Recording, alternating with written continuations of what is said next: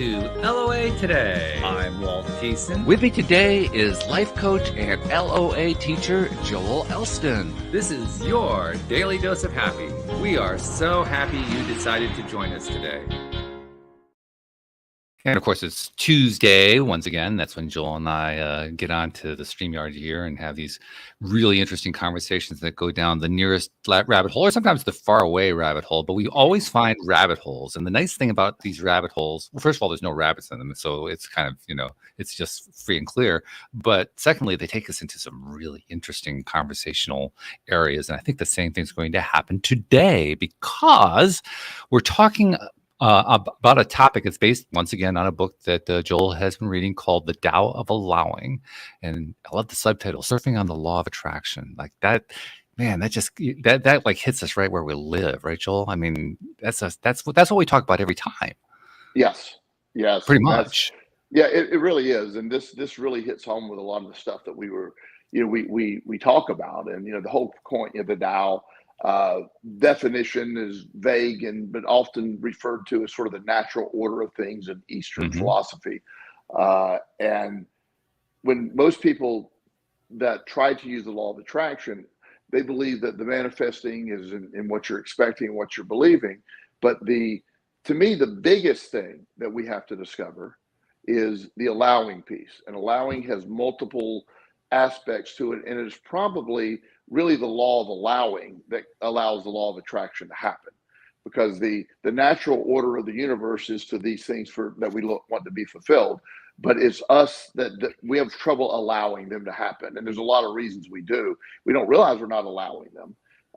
It's an amazing thing when you realize what is keeping me from what I want is often the inability to allow it to happen. And that this gets into it in the surfing, the surfing concept, because it's sort of, skimming above things is sort of a good idea when you're able to, you don't want it too bad. You don't want to go all in. You want to be able to and the surfing sort of it fits in a perfect analogy in some ways for how I sort of see this works. I tend to agree with that, in part because this allowing piece is really all about allowing not just whatever it is going to happen, but the way it's going to happen, which I find to be both enticing and aggravating in equal measures. Because it's enticing because, well, okay, that's where all the good stuff is, and it's aggravating because you never know how the hell you're going to get there. Right, right, and a lot of people's personality do not allow that to happen. Literally, yeah, and because the concept that we have to attract a specific way for something to come to us, or the idea that the essence of what we're trying to attract is often delivered. We don't realize that sometimes because we're not allowing it. We're not allowed to see it. And also, allowing has a whole nother context as well that they talk about in this book as well. Is it's just not me allowing; it's me allowing you to do you, so to speak. The idea that you allow others to exist, you allow others' reality to take place, and not be triggered by that. Allowing is a very important part of all of this. And in today's society, we in general spend a lot of time, a lot of energy not allowing others, or really frustrated that others don't see it the way we see it, or do it the way they do it. And it's just this whole idea that does affect us. It does affect where we're at, because that's part of that energy blocking us getting what we're wanting. Yeah, that really is it. Interesting too how that has kind of taken on a life of its own over the, say, last 40, 50 years, something like that. Because I can remember when the dominant philosophy was just essentially the same way of understanding, just said differently: live and let live. I'm going to live my life, you live your life, no big deal. That's kind of fallen by the wayside, and I'm not quite sure how that happened, to be honest. I have my theory on that is social media in general. It allowed the extremists, it allowed the loudest, it allowed a lot of people and people that had a tendency to say, well, that's no big deal, it doesn't bother me. But when you get the movements following, well, this is wrong or this is wrong, you empower people a lot of times to sort of follow the crowd and to believe that this is horrible, and we're gonna go chase this, and you can't have that, and we're gonna social media offers a lot of great stuff, and it's not the answer to all of our problems. It isn't the cause of all of our problems, but it does. The social media's unintended intended consequences. It empowered a lot of people that were sort of isolated in their thoughts, and they were just sort of there. But the racist, or the far left or the far right, or there's people that have these extremist views that pretty much kept them to themselves or very low key. That found a bunch of like-minded people because just the pure numbers of it all, and they are given the illusion of being empowered by their belief system. And not just politics either, because this applies really to all areas of life. So Yes. people, for instance, who would poo-poo a particular way of parenting, or a particular way of meeting with friends, or a particular way of going on vacation, or whatever it might be, whatever that mindset is, then they find other people the same mindset. Finding your tribe, right? That's the thing that people want to do these days. They find their tribe, and a very, very kind of scary / annoying thing that happens when you find your tribe is we all have a tendency to kind of start dissing the other tribe. It's not like that was what was originally intended by Find Your Tribe, but it kind of goes along with it for many people. Well, it does. And there was a time in politics where you would talk about what you would do. Here's my vision of America. Here's my plan. Here's how I'll fix the deficit. Here's what I would do. And you would present your plan. Right. And nobody talks about their plan anymore. They just talk about attacking the other people. Right. And it's not even about they're not even really attacking the other people's plans. They're just attacking the other people. And it's very effective. Because if I paint my opponent as somebody that's going to take away whatever value to you, they might take away your guns, or they might take away your right to have an abortion, or they might take. So you get, oh my God, these people are out to take away my rights, and now you have empowered people in a whole different way that they must speak up. They must, because my way of living is going to be taken away. So that's a big piece of it, I believe, as well. I think you're right. The fact that this book is titled "The Tao of Allowing" also reinforces for me that when we have these kinds of conversations, and when not just this kind that you and I have here, but when in general, like you said, through social media, or just out in society at large, when we have these various kinds of confrontations, conversational confrontations, where I believe this and you got to respect that, and all this other kind of stuff, we forget about the allowing piece entirely.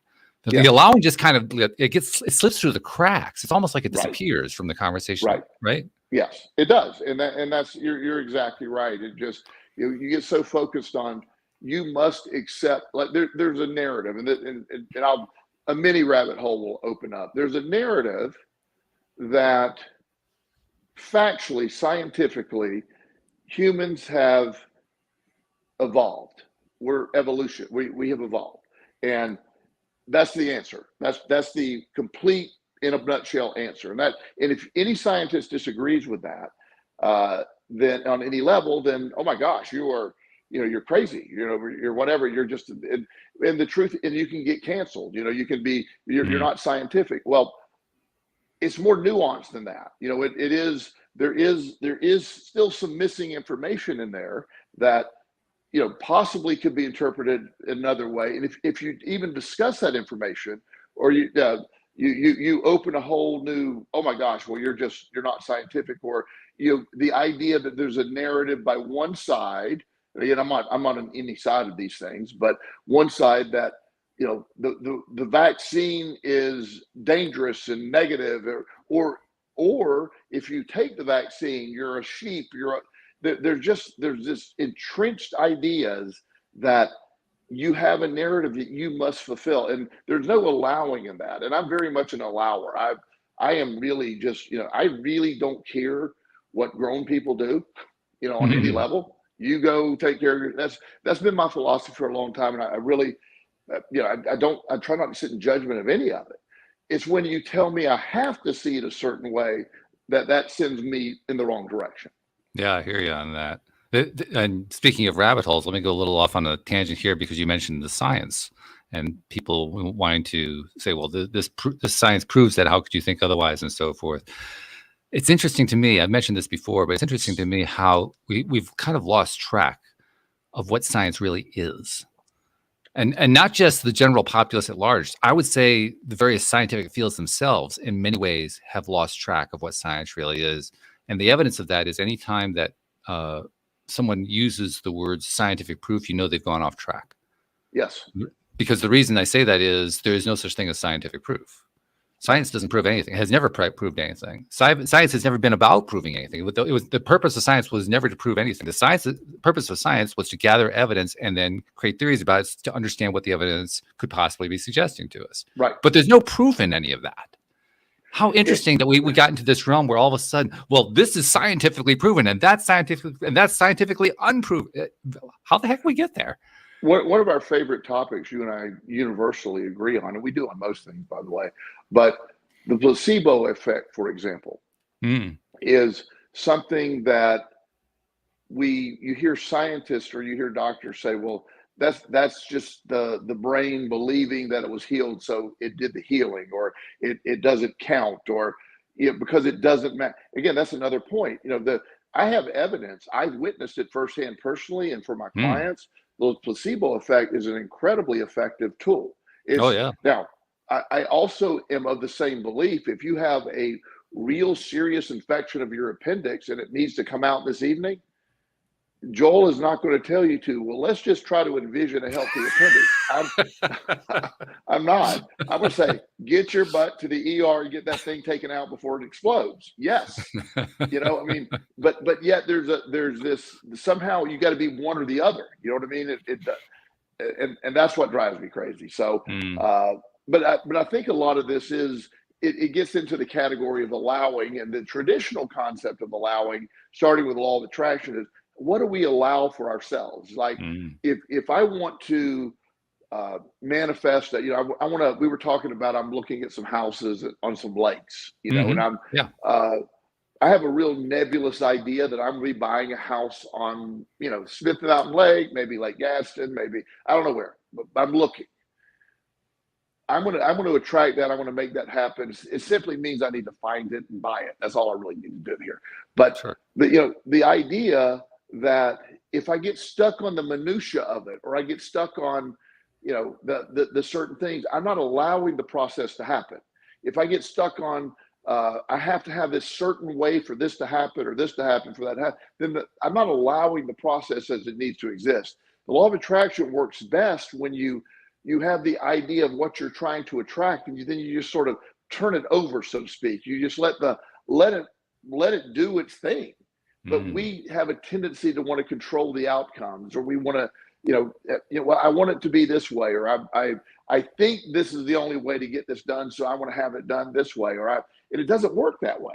But we don't allow things to happen because we sometimes get, Mike Dooley, I like Mike Dooley's stuff, a lot of his stuff, and he used to, what he called the cursed howls. You get stuck with a howl too. Yes. And no, if you want it, the essence of, when I say I want a house on the lake and I have a vision of what I want that to be, it needs to be on the lake. I need some boats. I need these things in my mind, what I want it to look like. But I got the essence of that. So I'm going to attract the essence of that, and I'll have it.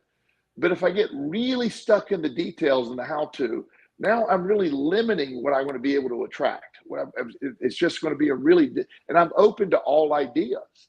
I'm not just stuck on going and finding a house. Like one of my friends suggested, he's on Smith Mountain Lake, and he said, well, what he did was he bought the small house right on the lake, and there was a lot next to it. So he bought the house that was already there, lived in it, and then built a really nice house right next to it.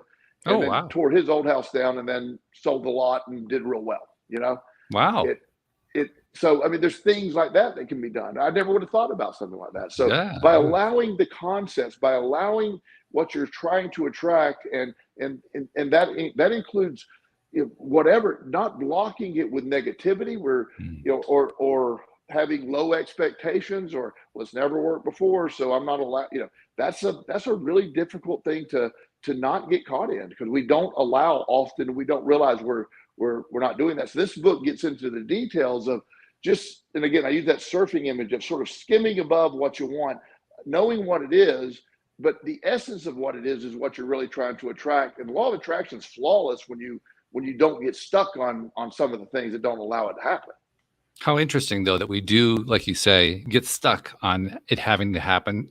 It has to happen a certain way. And because we get stuck on it, we get exactly the opposite of what we're looking for. Instead of getting a quick result, we get a result that either never shows up or takes years to show up. Right. Exactly the opposite of what we're looking for. All because we're saying, I got to have it this way. Yes. So I worked with this lady, and this was a unique person. I'd never really had anybody come to me with this. And she set the appointment. She said, I want to talk to you about the law of attraction, which always excites me. Sure. People that make appointments specifically to talk about that is always exciting to me. So I was like, and getting paid for it too. I mean, my goodness. It was great. And I always end up talking about law of attraction, but seldom am I asked to start off with it. You know what I mean? Yeah, It's usually just a tool, not the point. So her goal was, she was working at this small accounting firm, and her boss, or friend, let's say friend, I'm not sure exactly. There's a male counterpart there that, let's call it just a coworker. Sure. And they were at a party one night, and they ended up making out. He's married with kids, she's married with kids, but she has convinced herself that she's in love with this guy. Okay. And she said, how do I attract this guy? And he was very clear, like, look, that shouldn't have happened. I'm gonna tell my wife, I'm not doing this. I'm gonna love my wife, and I do not want to leave my wife. But she wants to overpower that and bring him in. He says, how can I attract him into my life? Right. And now her marriage is not good at all. They've been talking about divorce and all that. So, I said, I'm trying to explain to her, I said, look, you're stuck on, this man's married. He doesn't want this. You can't out attract that. Now, if you're looking at getting divorced and finding another man, and maybe he's there to represent the qualities of what you want, then you certainly can attract somebody, but you are stuck on attracting. She's not allowing for the law of attraction to bring her a healthy relationship that maybe this guy is sort of a model for. What she's doing is saying, I want this guy. And it's just not going to happen. It's not. I mean, and now, I mean, because she is so stuck on that as the only thing, there's two people involved here. He is really into fixing his relationship. He went and told his wife this happened. They're seeing marriage counselor. Wow. They're doing well. Wow. She's not going to outdo that. Yeah. But yet she is stuck on that. So we often will get stuck on a certain job instead of the essence of a job. The idea that I want to, for me, I remember when I originally moved to Virginia from South Carolina, the gentleman that taught me into moving up here had opened up a treatment center that literally matched the exact treatment center that I wanted to open. It was amazing. It was on 400 acres of land. It was beautiful. It wanted to introduce multiple modalities, and some traditional, some non-traditional hypnotherapy, law of attraction. We use that in the concept. Nobody ever had done that before. Physical exercise, good nutrition. So he literally opened up the treatment center that I envisioned opening up. And I came to work for him. And I ran the center. It was my center to run, but I attracted that. Now, in my mind, I always thought it was going to be my treatment center. It was going to be mine. Well, I wouldn't, I attracted it, but I attracted it working for it for someone else. And, in the end, I was there for 5 years. That didn't work out, but I moved on. But I did attract that. But also, if you look at this, that led me to Virginia. That led me to my private practice, that I'm able to still affect it in the same general essence of what I was trying to do. Now I don't have a boss. Now I get to do what I want to do. I now have an impact that I wanted to make. The essence of what I wanted to do is been completely fulfilled. I like that phrase, the essence of it, because the essence of it is really what we're aiming for, even if we don't think that we are. We often will kind of skim past that part, talk about the surfing, right? Because that was your surfing analogy. Yeah. We kind of skim past that, but really what we should be doing is skimming on top of it. Yeah. We should be riding that wave. Yeah, because that's actually how you get there. I allowed this, when I left the facility that I was at before, it was sort of shocking because it was, I've shared that story a few times. It was the last minute, Saturday morning firing / quitting. Don't know which one happened first, but we both have different stories. But the part for me was I realized, wait a minute, I'm going to allow this to happen. I'm going to allow whatever flows. I didn't have to fight. I mean, I was offered an office to begin my private practice. I didn't have to fight for clients. I allowed them to just show up. I was full within a few weeks, making plenty of money. And I've been able to implement, also have been able to do different things. As you know, I'm advocating for therapeutic use of psilocybin. Right. That's one of my things that I'm working on right now. And I never would have been able to do that in the role I was in before, because my ultimate goal was to be able to bring new solutions to addiction, because the way we treat addiction in this country is really bad. We do it very poorly, and we have very low success rates. So coming up with new ways to do that and improving those, that was the ultimate goal in that. So yes, I wanted a treatment center, but it wasn't the ego of a treatment center. I wanted a conduit to be able to offer different ways to help improve the success rate of addiction treatment. Well, I ended up with beyond what I imagined, but I had to allow it doesn't look remotely like I intended years ago. So that raises the very important question. If we want to avoid that trap of trying to force something to happen in a particular way, if we want to be more allowing about it, are there guidelines? Are there rules for us to follow that help us do that more effectively? Well, the book discusses some concepts that help, and I have my own concepts that roughly match that. It's always trying to break down what the again, I keep using that word, don't use it over and over, but what is the point of what I'm trying to attract? Am I, when you want to attract a relationship, for example, why do I want a relationship? What is it that I'm seeking with a relationship? I want a companion. I want somebody to be able to talk to. Have the details of what you're trying to attract, not just the vision of the perfect person you want to meet, but what comes along with that? What's that feel like to have that? If I want to, I want to attract a lot of money. Why? What do you want to attract a lot of money for? Get specific, not in the how you get there, but what's going to look like when you do that? What's the point of having money? And there's also another part of that too, which is that the vision that we have today may morph into a different vision tomorrow, and then the day after and the day after. So we have to be ready for that shifting that takes place, just because our experience leads us to wanting it a little bit differently. And the tying into last week's show, I had mentioned that I was at the bench, and my concept of Anna Maria Island in general it changed, and I didn't think I necessarily wanted to be there anymore, to retire or whatever you want to call that. I won't retire, but live there in the next 20 years or whatever. But what I've done with that since the show, that's why I'm looking at places at Smith Mountain Lake, or I'm looking at places at Lake Gadsden. I now understand there's been an evolution of what I was attracting. Yeah. I'm not stuck on just going to that one place. It's the essence of what I felt back in 1995 on Anna Maria Island at that bench. I'm seeking the essence of that, not that place. So it'll evolve. And we may talk next week, and I might have bought a home in Utah. You know me. Anything can happen.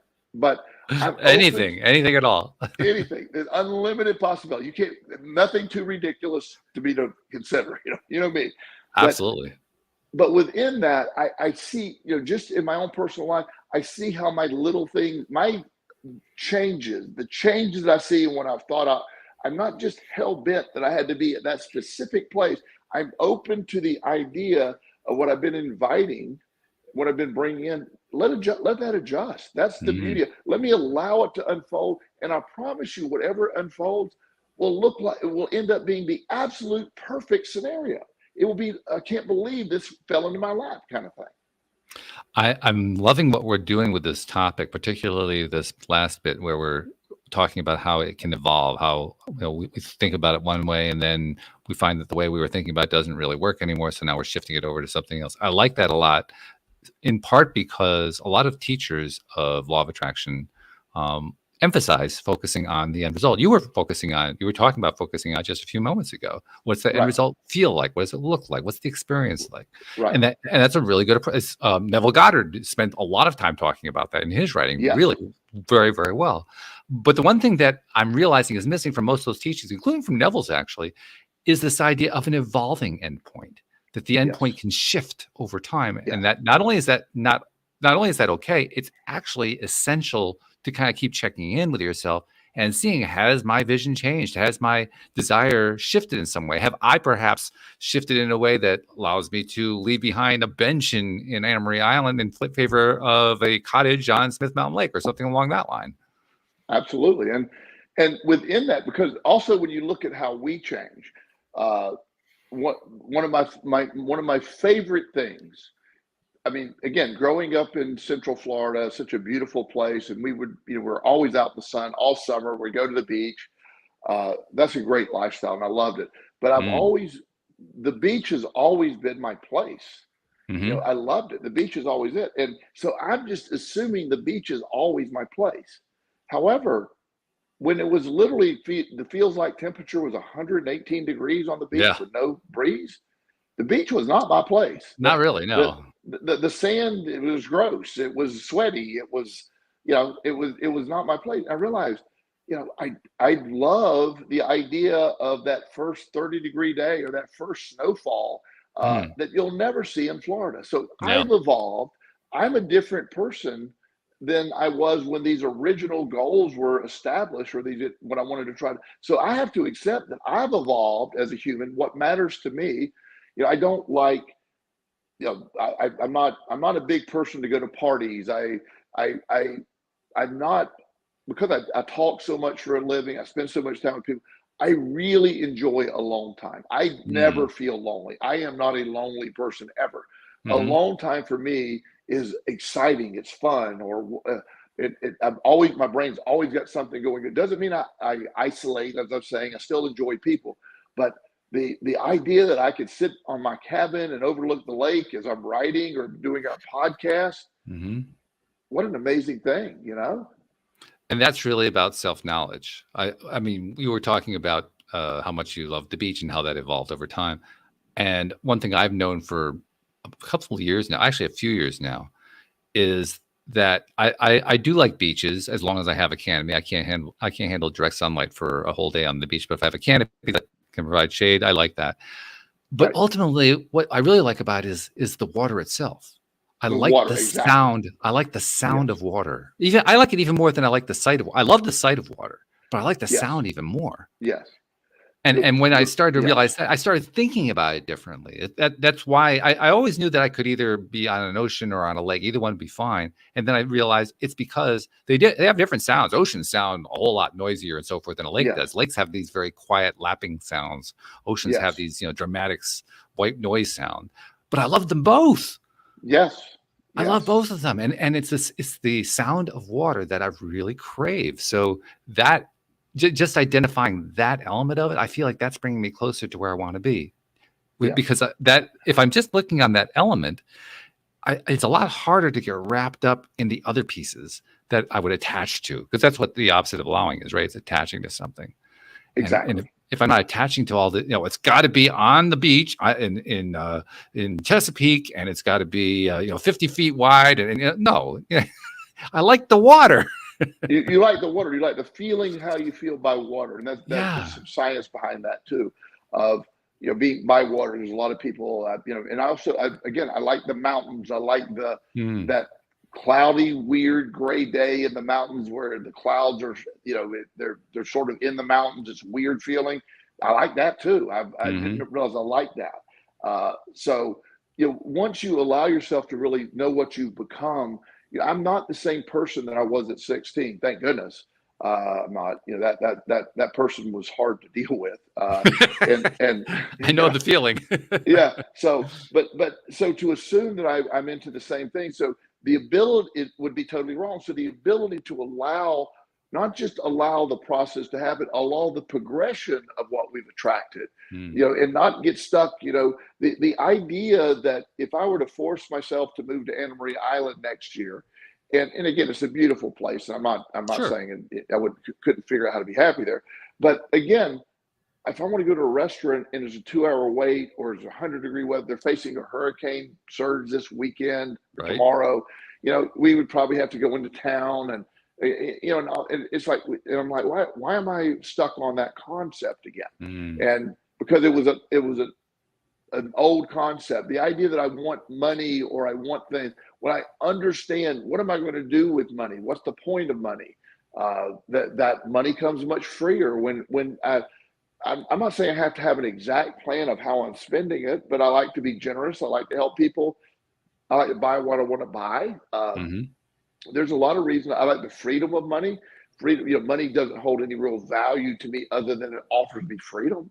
Yeah, which is a huge value. That's a great value right there, by the way. Absolutely, and I can get what I want to get, and there's security and stability with money.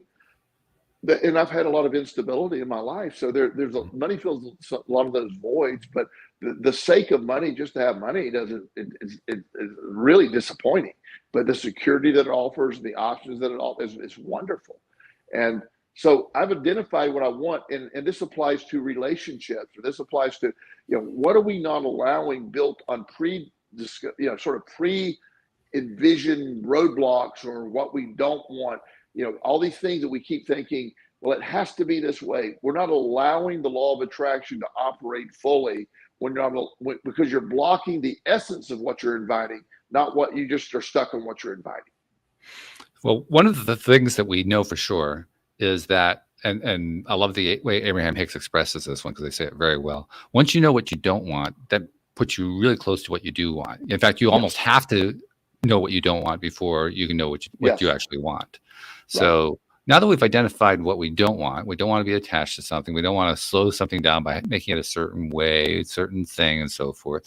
So let's flip that around. What do we want? I mean, what is it to allow? What does allowing feel like? What is the experience of it? How can we describe, if we were going to try to describe allowing to somebody who had never allowed before, how would we describe it? And I'm going to use a word because it doesn't normally fit here, but to be able to detach. To step back, detach. And detachment has, in psychological terms, that's not always the best term, but for the sake of what we do, to just sort of, okay, it's like putting your hand, it's like allowing a feather to land in your hand without moving your hand. It's either going to hit or not. It's just, you're going to just envision that, just put it out there. Feather's going to fall. It's either going to hit or it's not going to hit. The allowing of things to fall into place. What I liked about the title of this book, the Tao of allowing, the natural order of allowing. We got to get out of it. So allowing is identifying again the essence of what you're seeking, and be amazed at when it happens.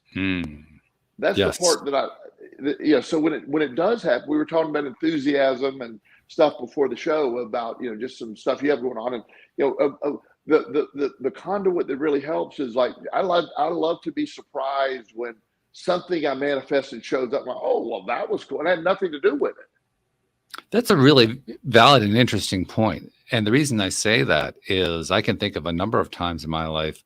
The first one being roughly around 2014, when we moved from Virginia back to Connecticut. There was a period of time there, particularly December 2013, January 2014, where I had to do a lot of allowing, and I wasn't comfortable with it. It wasn't fun because I had so many attachments that I was trying to let go of, and yet I'm in the middle of a whirlwind that was going on at that time because so many things were shifting, so many issues were ironing themselves out. I mean, it was exciting in one sense. As I look back on it, I was like, wow, all this stuff manifested that I can't believe it all manifested. But when you're in the middle of it, it's like my guest yesterday referred to. He said it's like standing in the eye of the what was the phrase he used? The cyclone of stuff. And when you're standing in the eye of it, and all that stuff is just flying by, and it's just it's dizzying. It's dizzying in its effect. And then to see that as exciting, that my first time through, that wasn't exciting. My first time through, it was terrifying. Which is, by the way, the flip side of exciting. If you're not excited by it, you're probably terrified. They kind of go like that. Getting from terrified to excited is is really what I think a lot of this stuff is all about, learning how to do that. Because we have this It, built-in tendency to believe that it's going to be terrifying, whatever the shift is, whatever the change is, that thing is just going to scare the bejesus out of us. So of course we don't want to have that happen because, oh my God, I'd be just terrified. it's When in programmed. fact, Yeah. well, it is programmed. Yeah, yeah. But in Yeah. fact, if we can actually learn somehow, some way to just kind of let go of that fear, that terror turns into excitement. It's a The really interesting transition. when you get convinced that this stuff works, and you I use the example of leaving my job in 2013, the treatment center. I left work on a Friday. Everything was normal as it could be. Uh, had no idea. I get a call from the owner of the building. Next, he was very angry about a very minute, very tiny, silly thing. Mm. I was really sick of his yelling and screaming, and it just boom happened. I've always Yeah. envisioned, I envisioned having this dream I always had, but it wasn't. I accepted, hey, well, maybe clearly this wasn't it. I just left that job, but I also was in such a place. I've seen so much of this work. I said, I just can't wait to see how this works out. And I did nothing to make it work out. That's the part that most people don't get. I said, I'll see what happens. Yeah. My friend and mentor, Dr. Sherman Master, he called me and said, heard you left. Got an office in my suite of offices. We'd like for you to join us. I said, what do I do? And he goes, you can be a life coach. I'll send you clients. I said, sounds like a winner to me. And mentally I was prepared. I think I mentioned this when I should tell the story. I had quite a bit of money saved up. So I was like, if I go a year without making money, I'm good, or very minimal money. Well, I ended up finishing the year making more money than I would have if I'd stayed at the company, because I got, and I never advertised. I never spent a penny on an advertisement. And again, I just allowed all that to happen, and just was fascinated that it kept happening. Did you, when you were first experiencing that, the early stage of that shift, you had that to do with your former boss, in which either you quit or he let you go, one way or the other. That's the point where usually the stress kicks in, where the fears kick in and so forth. Did you have any point there where you were feeling the fear and you let go of it, or did you just not feel the fear at all? The moment it happened, I never felt ironically, the only time I felt fear, and I had called my mom later that day, and just to let her know. And my mom, who is a very anxious person who worries all the time, she's passed away. So, so I'm not speaking ill of her, but she was, had a lot of that stress and anxiety. Mm-hmm. So I called. Her first reaction, she was, oh my God, can you call him back and apologize? Can you get your job back? And I said, no, I want to see what's happened. She goes, son, that was a really high paid job. What are you going to do? You have a son. You have two sons. TJ was grown at the time. And he said, you can't be without an income. And I go, well, I'm good. I'm good. But there was a moment after hanging up her going, maybe she's right. Maybe I should. I'm like, stop it. Again, I don't want to be like my mom in the way she was anxious and all this stuff. So I realized that's just not, I let that energy go. Mm-hmm. And the timing, which even reinforced it, on a Saturday, that event happened. The following a week, not the next day Sunday, but a week from that Sunday, I had already had a flight reserved to go down to Florida to spend time at the bench before all this happened. So it's literally like, I just took that as a sign and said, wow, I've already planned a trip to the bench. I'll just sit there. And it was during that trip that I got a call from Dr. Master. It just all unfolded. So there was never, other than a brief moment after my, sort of buying into my mom's fear there for a minute, she brought me to that level, but I quickly dismissed that. And that was the only time. And I never looked back. I never had a moment of, when I went and got my business checking account, the guy said, one thing I did just to make sure I have really good credit. I had, I established a personal account with him. He goes, you want to open up a line of credit as a backup and just in case. And I go, yeah. So I opened up a line of credit for $100,000, never touched it, never needed it, just canceled it. But it was there. It was a backup. I'm not saying it was a bad thing or a good thing. It was just there. Mm-hmm. But I never needed to access it. It was just something that was there. So I never worried about that. I allowed it to happen. Now, that didn't happen easily because I've been through a whole lot of stuff before that got me to this place. I want you to understand that. You know that. I didn't have this magically, Zen-like ability to allow at that point. It had just, I'd been proven that the law of attraction was so flawless, but it only worked when I didn't get in the middle of it. I didn't understand the allowing piece, but when I just let things flow, it never failed. And that's what I've called now letting it flow, allowing. Just allow the process is in place. It is part of it is in my opinion, the most powerful law in the universe. It's a universal law, the law of attraction. Why does my dumb ass, want to interfere with the strongest law in the world, in the universe? And when you phrase it that way, it does sound kind of dumb, doesn't it? Yeah, it's like, here I am. My goofy self is going to sit there and let's let the law of attraction, which is literally the law of the universe, do its thing. Why does Joel need to get involved? Say, by the way, here's some suggestions. No, just let it happen. That's kind of like saying I'm going to outthink the law of gravity. Yeah. Well, really? Yeah. Well, good luck with that. Yeah. And so the energy that exists is intended to. It is the Tao of allowing. In this case, is the name of the book. But it is the order of the universe for these things to happen. That's the order of the universe. For these things the law of attraction is the order of the universe. Once you understand that, you can we often don't allow by our fear, like you were talking about, that we don't want to step out of the comfort zone. The word comfort zone sounds so intriguing. Well, this is a beautiful place. I have renamed the comfort zone the stagnant zone. Oh, I like that. That's good. Yeah. I like that. Yeah, the stagnant zone is safe for a little while, but you know what happens when it becomes stagnant? It starts to rot and starts to smell. Yeah. It's never good. Yeah, I've often said that the comfort zone is one of the most uncomfortable places you can be. Yes, but we seek it so much because it again is programmed. So the art of allowing, the ability to allow, is really the hardest part of the law of attraction. We can envision what we want, we can envision that, but to truly understand, it isn't just like this lady that I was talking about. She just wanted one specific man, or one, this or that, like there isn't, there isn't something that can deliver precisely every single thing. You only can attract, as I keep using the word, the essence or the theory of what you're after, the feeling of what you're after.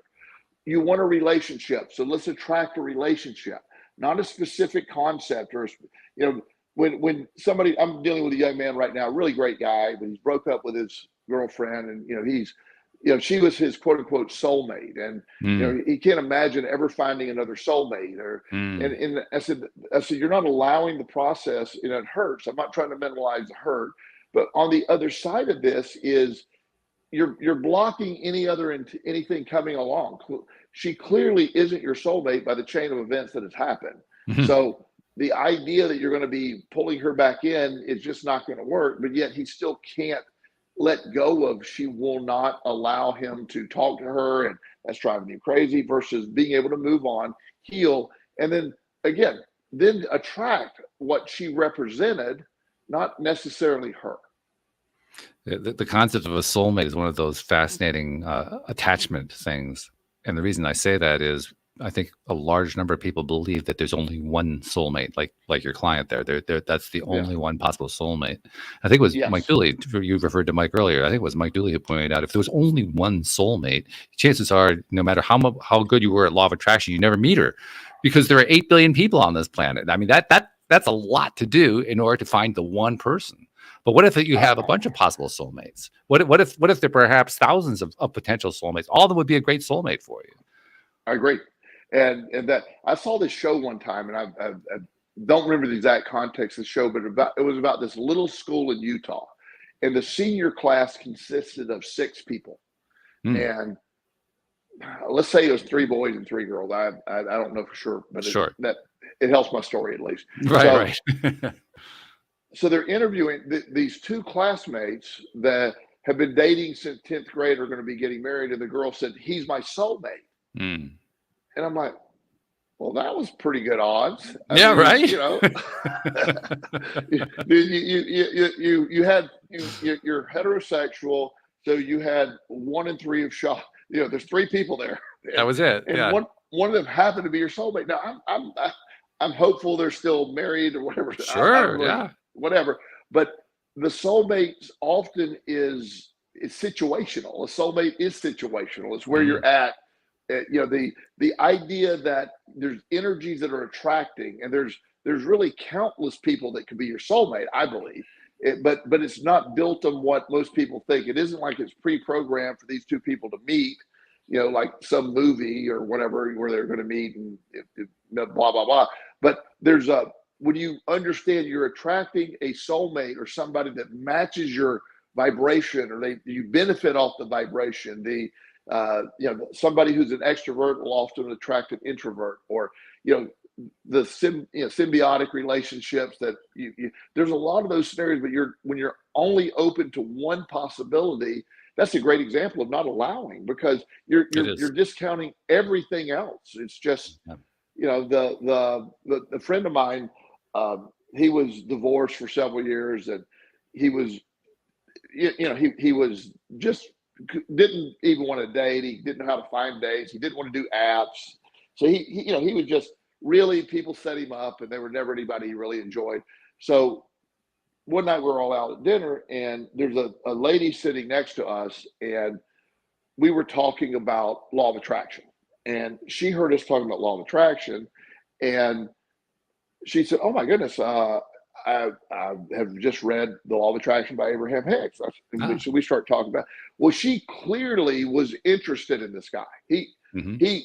Now he wasn't tuned into that at all. And so, you know, anyway, I said, this was, I was trying to facilitate this because it was really clear to me. It wasn't clear to him. And I was there with a lady friend. So, I mean, she was clearly realized this was a good opportunity for her. Right. So yeah. I said, yeah, I would I said, I have another book I'd like to recommend. I said, actually I left my cards. I said, Steve, could you give her one of your cards? And I said, just call that or whatever. I'll get you this book. And she said, okay, thanks. Well, Steve, he said, well, that was sort of weird. He said, why didn't you just give me your phone number?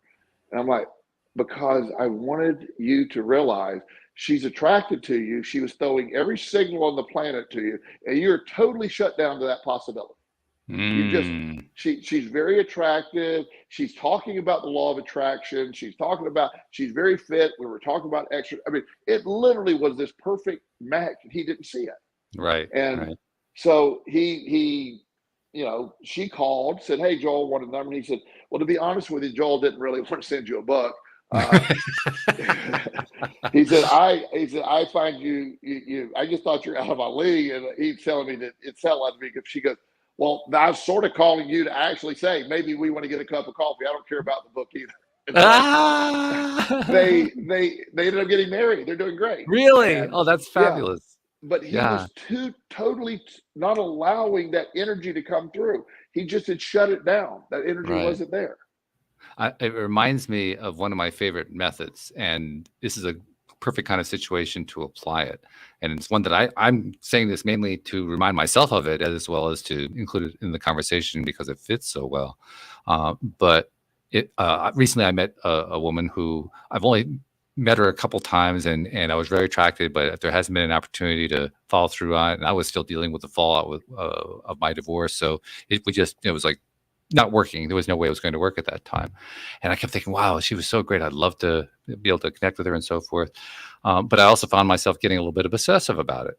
And so I said to myself, well, what can I do about that? And I remembered this little trick, this little method. So I decided I wanted to have her or something better just tagging on that little Yeah. bit or something better at the other end of the wish or the wish list, depending on which it is, shifts the whole vibration. Exactly. So, I mean, she may end up showing up in my life again. I don't know. But Right. even if she doesn't, if I can get somebody like her, somebody better, oh, hey, okay, I'll take that. That'd be good. Yeah. Yeah. And that's exactly allowing this process to work, allowing the most fundamental practice in the universe, the most powerful law of the universe, allowing that to do what it does is we are the blockers of that. It is naturally flowing, it's wanting to connect. And so when you add those caveats or you add that idea, because when you're trying to attract someone, in a relationship, most often you're unintentionally attracting more loneliness because you're doing it from a place of being lonely. The energy of I don't want to be lonely anymore attracts the universe again responding, well, this guy wants to be lonely, so let's That's deliver right. more lonely to him, versus the idea of allow this intricate process to work, and it's flawless when you do. It's just well, I can't do it this way, or this doesn't apply to me, or I'm not smart enough, or it just there's a million ways of not allowing this thing to work. And I love the way Mike Dooley expresses that first state that you're talking about, the feeling lonely thing, and attracting. I don't want to be lonely, and the way Mike Dooley would say it, if he was in his voice of the universe, he would say, "I promise you, I will not send you anybody at all. It's a lock. You can take it to the bank. I guarantee you, I'm not going to send anybody to you." Yeah, and that's exactly right. So the power of this concept of the really getting more focused on how do we allow these things to happen? How do we allow it versus the blocking of? Yeah. Well, that's where the tools come in. I think that's why I like that particular tool. And that's not the only tool. I mean, there are hundreds of these tools you can use, but I love that particular one because it's a reminder to me. It's a reminder to all of us. We remind ourselves that just because we have our heart focused on X doesn't mean there can't be something better than X. In fact, there's always something better. There probably is. Yeah. And that's any disappointment I've had in my life, any loss, with the exception of my son TJ, any loss that I've ever experienced in my life, led me to something else. It brought me to another concept. It brought me to another idea. And the one of the most important things, and again, I'm huge Abraham Hicks, as you are. We use their material for many years. Oh yeah. Maybe the most important process of this is, as when Esther said, it is very important to know what you don't want. You have to go through a lot of what you don't want to get the idea of what you do want.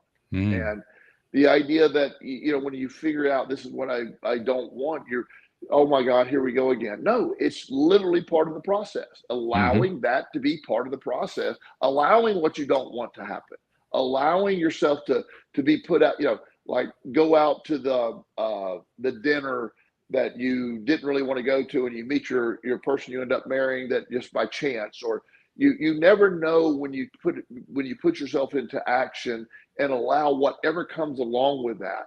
Without expectation, everyth's not going to be a thing. It's like one of my clients had a flat tire one day, and he goes, well, I'm wondering what the flat tire means. And I said, it might just mean you had a nail in your tire. That might be the extent of it. I mean, it could be something else, but let's also put it into account, like, the nail got in your tire. I mean, just a possibility. So, it doesn't always have to be that, but be open and tuned in to, you don't want to state what you're wanting with the law of attraction. You don't want to put that frequency out there, and at the same time have a jamming frequency and when it tries to return. Yeah, jamming frequency. Yeah, that's a good phrase. That describes very nicely what attaching really is. Attaching is a jamming frequency. Yeah, because you're just stuck on a really, like, there's only one way to do something, or there's only one way to achieve it. As long as that's your pathway, then you make it incredibly difficult for the universe to provide. It's, when if you were to go buy a lottery ticket tonight and you say, I have to. I want to spend all my evening attracting that one. You're now making the universe take a 1 in 200 or 300 million shot, and against everybody else that's trying to manifest the exact same thing, and your odds are not really good. I'm not saying it couldn't happen, but it's not really likely going to happen. However, if you could, come up with an idea, or you could. There's this country music singer I was hearing about. Don't know the whole story. Somehow I think it's political because of the people that are talking about it. But there's this country music singer that came up with a song like people called something like the People North of Richmond or the Men North of Richmond, and it's a really popular song. He's it's sort of an anti-politics song, and he claims it's not about any one party. It's just about they're all corrupt and all that. Right. And it's become very popular, actually, on both sides. It's really, I find it ironic. The left thinks it's about the right, and the right thinks about the left. Of course, yeah. So, but he's and it's the #1 selling song in the world, and he doesn't have a label. He's selling it on. So this guy comes up with a song. He's like a local singer somewhere, with moderate success at best. But he nails this one song, and he's in 1 week. I don't know his numbers. He's going to be worth several $1 million based on that one song. Wow. In 1 week. That's really something. It's amazing. It's amazing what happens when you allow, because that's what that is. That is allowing. That's all you're doing. You're allowing, and you're not. And that's why I've always said, like, kids are really good at using the law of attraction. Oh, yeah. Because they don't know how to not allow. They just they don't have the script in their head of what could go wrong or what will go wrong, or this has never worked before, so it's clearly not going to work now. That all these things that keep blocking us are if you look at the odds of I always explain this to people, the odds of me being where I was August 17th, 1995, when I was homeless, nowhere to go, the whole story, nothing. To be where I'm at today, I can't calculate there's chains of events that happened in there that are nothing but miracles. And there's more than one miracle in my mind that took place to get me to where I'm at. And they all had to fall perfectly. They all had to come into order. And that's how I got here. So in fact, it's so absurd. I wasn't blocking it because I was like, well, that's just ridiculous. I mean, sometimes you get so absurd, you don't even have the energy to block it or the thought to block it because you think there's no way that could possibly happen. But it did. Yeah. That very nicely summarizes what that roller coaster experience is that I was referencing earlier. And it's the experience that you can either be afraid of or you can be exhilarated by it. Or there might even be an in-between spot. I haven't quite figured that part out yet. But I know that you can be terrified and I know you can be exhilarated. And the challenge is to let go of the terror so you can be exhilarated. It takes practice. It probably takes a number of repetitions, to go through stuff like that a number of times before you finally start to get comfortable with what happens. Comfortable enough that you can enjoy the ride, that you can enjoy that crazy cyclone of stuff going through. One of the analogies I like to, when I was working for my dad many years ago in the insurance agency, I cannot describe how bad I hated that job. You tried very nicely, I have to say. We could do a show, me just coming up with adjectives of how bad I hated that job. Okay, so it was literally the worst job for my ADHD brain on the planet. So and not only was I terrible about it, I was stealing money from the company. It was really a bad time. So every Sunday night, I dreaded Monday because I had to go back to the place I hated so bad. I really hated that place. And so I would get a headache. I'd feel terrible. I would dread. So for years, I worked in the agency for 8 years, and probably 6 of those years, I hated every Monday of my life.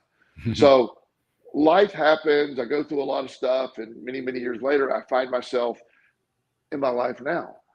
Well, I had this inherent belief that I hate Mondays.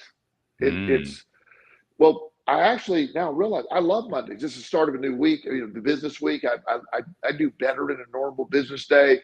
I love the structure of Mondays. I love the feeling of a new start. Monday is by far my favorite day of the week now. Always, I love Mondays. So it took years of reprogramming to love Mondays, but because I had the narrative, and when somebody said, well, Oh, typical Monday. I go, yep, it's been incredible. You're right. It's a typical Monday. And that's my typical Monday now. It really is. But there were times where Mondays were the worst. So we get that built into our head, and that's part of not allowing these concepts to play. The Tao of allowing is simply the natural order of things is to allow the law of attraction to work. That's the natural order of things. What's blocking it, as we keep saying, is our ability to allow the natural order to take place, because we have that programming you're talking about, that oh my God, this is because change, we're programmed to believe change is scary, change is terrible. So that's blocking. It's not, change. You can't have the life you want unless you're willing to give up parts of the life you currently have to obtain the new life you want. But yet the fear of that scares the hell out of people.